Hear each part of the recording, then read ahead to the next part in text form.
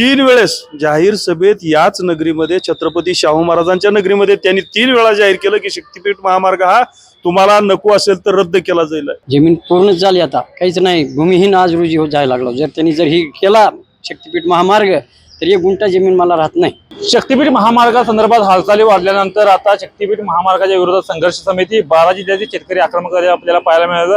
कोल्हापुरातून एल्गार पुकारलेला आहे, राज्यव्यापी बैठक देखील पार पडलेली आहे। या संदर्भात बोलण्यासाठी 12 जिल्ह्यातील काही शेतकरी आपल्यासोबत आहेत। काय सांगाल, तुम्ही कुठून आला आणि नेमका कशा प्रकारे विरोध आहे? आम्ही सोलापूर जिल्ह्यातून आलो, बार्शी तालुका हत्तीस गाव आहे आमचं। आम्ही आज छत्रपती शाहू महाराजांच्या नगरीमध्ये की जिथं समाजाला न्याय मिळाला, अशा शेतकऱ्यांना न्याय मिळाला, अशा ठिकाणी आम्ही आज आलेलो आहोत।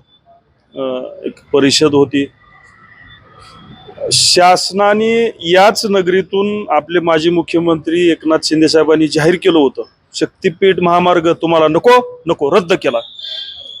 3 वेळेस जाहीर सभेत याच नगरीमध्ये छत्रपती शाहू महाराजांच्या नगरीमध्ये त्यांनी 3 वेळा जाहीर केलं की शक्तीपीठ महामार्ग हा तुम्हाला नको असेल तर रद्द केला जाईल। मग निवडणूक झाल्यानंतर अगदी पहिल्याच मीटिंगमध्ये तुम्हाला एवढी काय गरज पडली की हा शक्तीपीठ महामार्ग करावा लागेल? त्याच्यामागे काही मोठा आर्थिक हितसंबंध आहेत का? बरं, आर्थिक हितसंबंध तुमचे आतापर्यंत तुम्ही कुठून कुठे गेला आम्हाला त्याच्याशी काही देणं घेणं नाही, पण तुम्ही शेतकऱ्याच्या घरादारावर नांगर फिरवून त्याचे प्रपंच उद्ध्वस्त करून तुम्ही जर तुमची पोटं भरणार असाल तर हा शुद्ध नालायकपणा आहे। आणि हा नालायकपणा, ही दंडेलशाही, ही मुजोरी आम्ही कदापि सहन करणार नाही। जो अधिकारी आमच्या शेतात आमच्या शेती घ्यायला येईल, आम्ही त्याला आमची ताकद दाखवून देऊ आणि त्याला जशाच तसं उत्तर देऊ। प्रसंगी आम्ही हातात काठ्या लाठ्या घ्यायला मागे पुढे बघणार नाही। तुकाराम महाराजांचं एक वचन आहे, तुका म्हणे आम्ही अवघ्याची गोड, ज्याचे पुरे कोड त्याचे परी। मऊ मेनाहुने आम्ही विष्णुदास, कठीण वज्रास भेदवायचे, अमृत ते काय गोड आम्हा पुढे, विष ते बापुढे कडू किती। माय बापाहुनी बहु माया होत, घात करू शत्रुहुनी। आणि शेवटचं त्यांचं प्रमाण आहे, तुका म्हणे आम्ही अवघेची गोड, ज्याचे पुरे कोड त्याचे पुरे। आम्ही अवघे गोडच आहोत, आम्ही चांगलेच आहोत, आम्हाला कधी कुणाला त्रास द्यावासा वाटला नाही। पण जर आमच्या कुणी वाट्याला जात असेल, आम्हाला जर कुणी विनाकारण वारंवार त्रास देत असेल तर त्याची मात्र हौस पुरवल्याशिवाय आम्ही राहणार नाही, एवढा आम्ही तुम्हाला शब्द तुमच्या माध्यमातून शासनाला विनंती करतोय। आम्ही खरं तर मोबदला याचा जास्त मिळेल असं देखील सांगितलेलं आहे, शेतकऱ्यांनी चर्चा करतो सरकार म्हणत आहे। कुणी मागितला मोबदला? नाही मागितला मोबदला, कुणी मागितला? मगाशीच मी बोललो, मला समजा फडणवीस साहेबांची शेती घ्यायची, देणार का ते? मला MABCRDC ची कोणते मंत्री आहेत, काय त्यांचं नाव, त्यांचीच मला शेती घ्यायची किंवा त्यांचंच मला घर घ्यायचंय, मला राहायला नाही घर, मला खरंच राहायला थोडंसं करायची माझी आपदा उठली, मला घ्यायचं, ते देणार का? ते देणार का? मी पण करतो त्याचा रेडी रेकनर, काही सगळं विकून ते घेतो, देणार का? ते काय कारण आहे?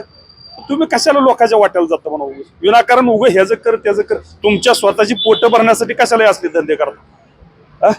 सरकारने दडपशाही केली किंवा सरकारच्या कुऱ्हाडीचा दांडा उलटा किंवा सवासा, पहिल्यांदा उलटा परत सवासा।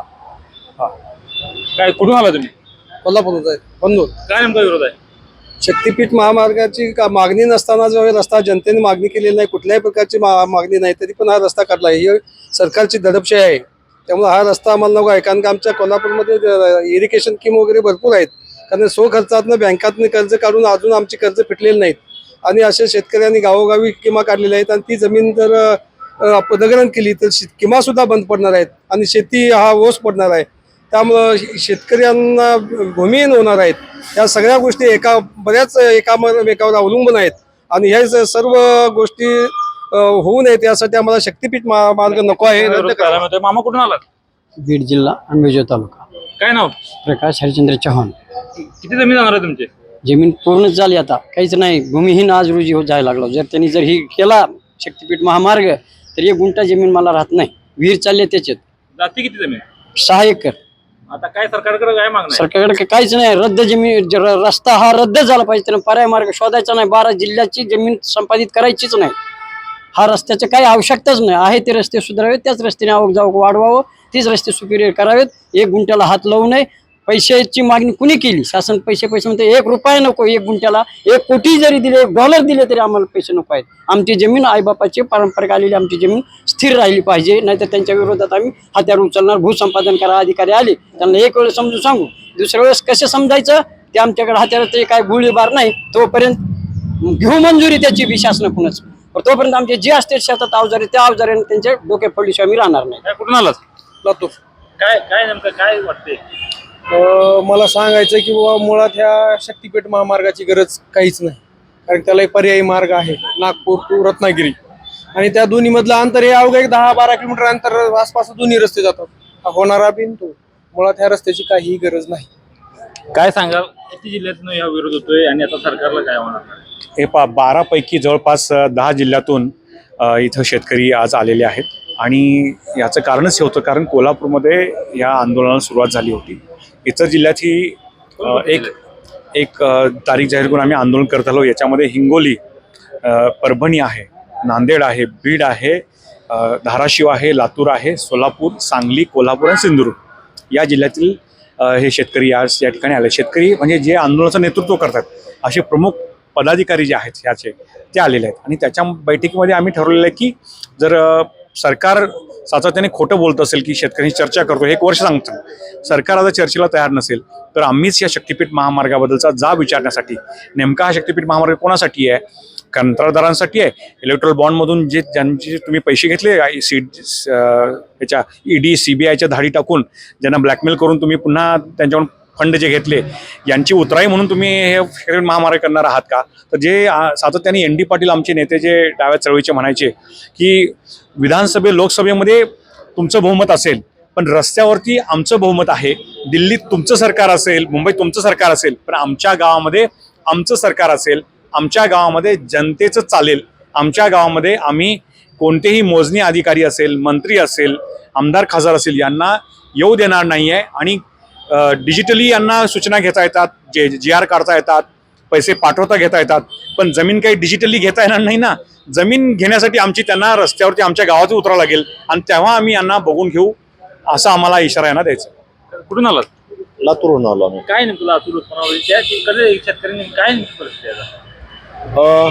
शक्तीपीठ महामार्गाच्या अनुषंगानं आमच्या भागामध्ये हा प्रचंड विरोध आहे आणि या सरकारच्या बाबतीमध्ये या निर्णयामुळे खूप मोठी नाराजी आहे. नाराजी असण्याचं कारण काय आहे की आमच्या भागामध्ये आमच्या मागील 2 पिढ्यांनी कष्ट करून ह्या जमिनी सगळ्या डेव्हलप केलेल्या आहेत. आणि जर बघितलं तर मांजरा डावा कालवा आणि मांजरा उजवा कालवा या कालव्याच्या निर्मितीमध्ये आमच्या पाठीमागच्या 2 पिढ्यांनी खूप कष्ट केले, मजूर म्हणून काम केलं आणि त्याची फळं आज आमची पिढी चाकते है ना. तर आमच्या ह्या सगळ्या जमिनी बागायती झालेल्या आहेत आणि ह्या बागायती झालेल्या असताना ह्या जमिनी पूर्ण नेस्तनाबूत करण्याचं काम, त्याचं नुकसान करण्याचं काम हा शक्तीपीठ महामार्ग करणार आहे. त्यामुळे आमचा पूर्णपणे ह्या महामार्गाला विरोध आहे. आमच्या 1 इंचही जमीन ह्या महामार्गाला आम्ही देणार नाही. खरं तर काहींनी अशा प्रतिक्रिया व्यक्त केल्या की आई वडिलांच्या डोळ्यात अजून देखील शेतकऱ्यांच्या म्हणजे अश्रू आहेत, अशी परिस्थिती आहेच ना, 100% आहे. अहो प्रत्येकाच्या कुटुंबामध्ये, माझ्या कुटुंबामध्ये, माझ्या शेजाऱ्याच्या कुटुंबामध्ये अशी अस्वस्थता आहे की बाबा आपण जायचं कुठं उद्या. एकतर कुठलंही असं गाव नाही ज्या गावामध्ये गुंठा जमीन विक्री नाही. हा झाला शेतकऱ्याच्या म्हणजे अस्मितेचा विषय. प्रत्येक कुटुंबामध्ये 1 एकर, 2 एकर, 1.5 एकर, 2.5 एकर इथपर्यंतच जमीन राहिली आहे आणि त्यावरच ते कुटुंब उपजीविका भागवत आहे. रोजगार नाही, काम नाही, उद्योग नाही, शेतीवरती अवलंबून असणारी सर्व कुटुंब आहेत. डोळ्यात तर पाणी येणारच. सरकारला काय होणार? सरकारला आमचं एकच आव्हान आहे की अगोदरचे रस्ते आहेत, तुम्ही हा प्रकल्प रद्द करून हे पैसे मराठवाड्यातल्या पाण्याच्या कामासाठी वापरावेत. महाराष्ट्रामध्ये जो काही दुष्काळी पट्टा आहे त्या पट्ट्यामध्ये सोलापूरचा असेल किंवा नगरचा असेल, लातूर, बीड, धाराशिव, मराठवाड्यातला सगळा काही पट्टा असेल, या पट्ट्यामध्ये पश्चिम वाहिन्याच्या नद्याचं पाणी वळवून इकडं आणावं. जलसंधारणाचे वेगवेगळे स्रोत निर्माण करावेत. सूक्ष्म सिंचनावरती शेतकऱ्याला आणावं. शेतकऱ्यांना जेवढा निधी देता येईल त्याचा प्रयत्न करावा आणि शेतीला नवसंजीवनी देण्याचा प्रयत्न करावा. जर असं असताना विरोध असताना देखील सरकारने ह्या घाट घातला तर ते तर आतापर्यंत सगळ्या शेतकऱ्यांनी सांगितलंय. टोकाचा विरोध असणार आहे, संघर्ष सुद्धा हा टोकाचा असणार आहे. बघितलं की आपण शेतकऱ्यांनी या तीव्र भावना व्यक्त केलेल्या आहेत आणि कोणत्याही परिस्थितीत शक्तीपीठ महामार्ग रद्द करावा, अन्यथा हातात दांडकी कुऱ्हाडी घेऊ, वेळ प्रसंगी एखादा दोन हात करू, असा इशारा देखील या शेतकऱ्यांनी दिलेला आहे. श्रीकांत पाटील, नवराष्ट्र, कोल्हापूर.